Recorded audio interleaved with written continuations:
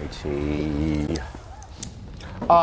June 19th is tomorrow. Juneteenth is officially a federal holiday. As of yesterday afternoon, President Biden signed the bill into law.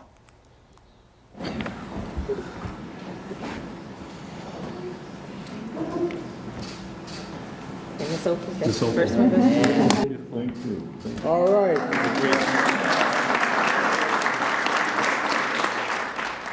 Yeah, I guess officially, what are we going to call it now? Juneteenth, National Independence Day. The actual bill was called the Independence Day Act.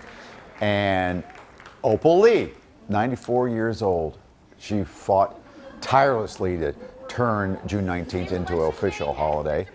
It's the day last enslaved African Americans in Galveston, Texas learned they were actually free, and this was back in 1865. So a lot of events are planned to mark Juneteenth this weekend. But first, we want to recognize this important moment in American history. So here to do that this morning is Dr. Aaron Smith, Assistant Professor in the Department of Africology and African American Studies at Temple University. Good morning. And Dr. Ivan Henderson, Vice President of Programming at the African American Museum of Philadelphia. Good morning to you. Good morning. So, Dr. Aaron Smith, I would like to start with you. To talk about the significance of this. It was interesting to see Opal Lee there, who's 94 and who's been widely associated with Juneteenth and helping to make sure that people are educated on it, what it was like. I even asked my grandfather yesterday, who's 91, I said, what is this like? And he said, I never thought I'd see something like this happen. What are your thoughts? I think it's a great point of progress as long as we make this moment a movement, like I've said, according to other moments.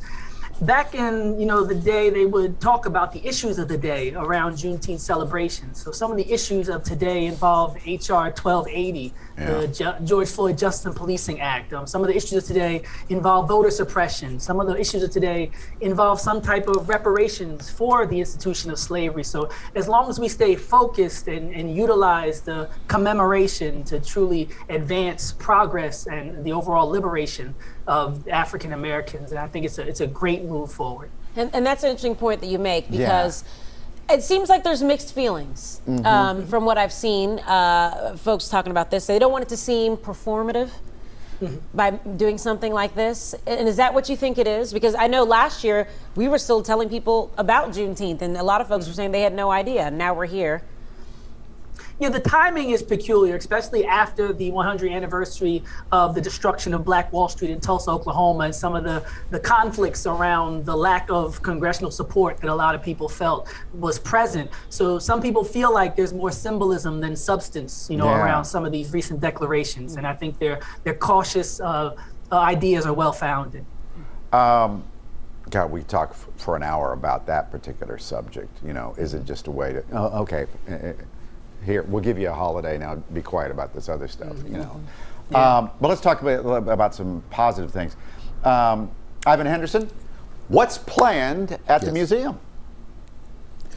So this Juneteenth, we are, of course, thinking greatly about this holiday and its invasion of the national discourse, if you will, over the past several days and years.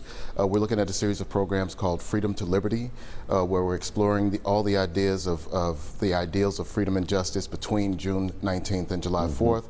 But we kick off this Saturday, an all-day event, 10 a.m. to 5 p.m., free ticket day at the African American Museum in Philadelphia for you to come in.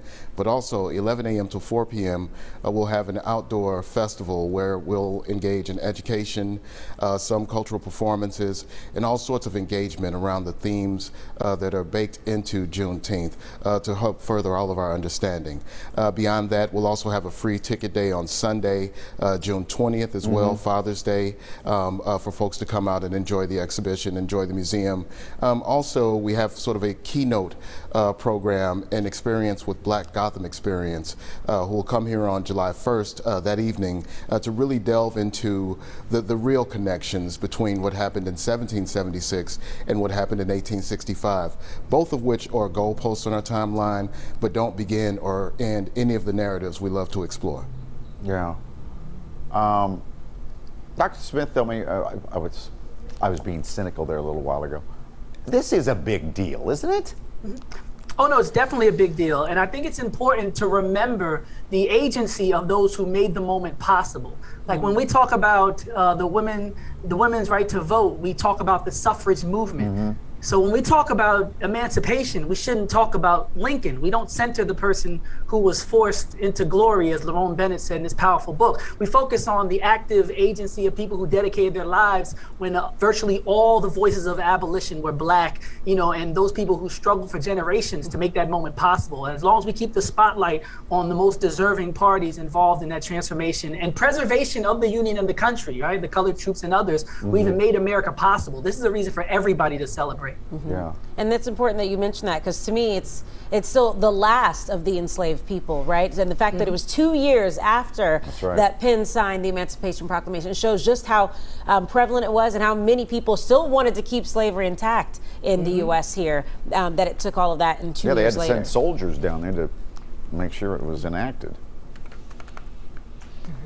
Well, thank you both. And thank you. Thank you. Yeah. We hope that many people take part. Yeah, in fact, tomorrow, Juneteenth. this show, Good Day Philadelphia, we're going to be over at the African American Museum, and that show on weekends starts at 8 o'clock. All right? Yes. Special Juneteenth celebration right here on our show. And it's going to be live from the African American Museum in Philadelphia there. And I just want to note really quickly that, when I said that my grandfather said he never thought this day would come, Right. in Texas, he said they always felt like they weren't part of the July 4th. They weren't welcome at the July 4th traditional celebrations. And they would even take off work to celebrate Juneteenth, and people would lose their jobs. That's right. Because it wasn't a holiday. They didn't understand why they were doing that. Yeah. So there is a big history behind this, and this is a moment. It's always great to get your grandfather's perspective, stuff that he never thought he would see. Stuff that he's lived through and to see these changes. We'll be right back.